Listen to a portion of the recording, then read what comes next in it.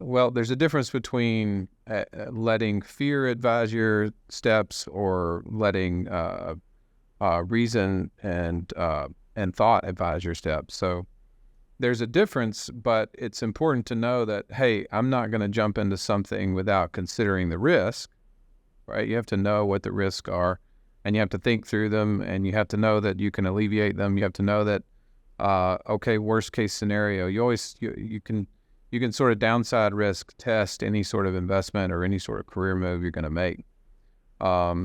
Generally speaking, I've always decided, hey, I want to do something that I can learn from, not necessarily that I already understand. But I want to have a broad knowledge. That's just how I've decided to do it. It's not necessarily for everybody, but I've always wanted to focus more on learning than, even career moves that improved my income. I didn't necessarily care about that as much as career moves that would teach me something. So I would especially advise young folks who are getting involved in the workforce, don't limit yourself. Don't sell yourself short. Tell yourself, look, I'm going to start my career. I'm going to be willing to move. I'm going to try different cultures.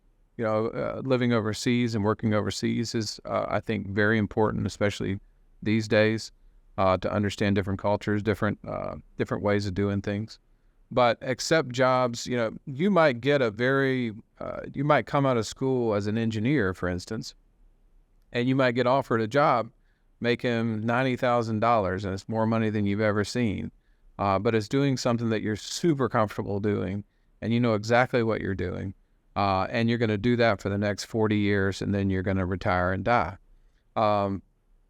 There's another way to look at it. There's another way to look at it. Maybe there's something that involves engineering, but there's a lot of upward mobility available to you.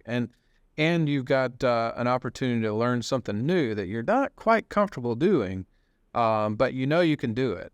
Well, that don't let fear keep you from that kind of career path, because that career path is going to be more rewarding, I would say.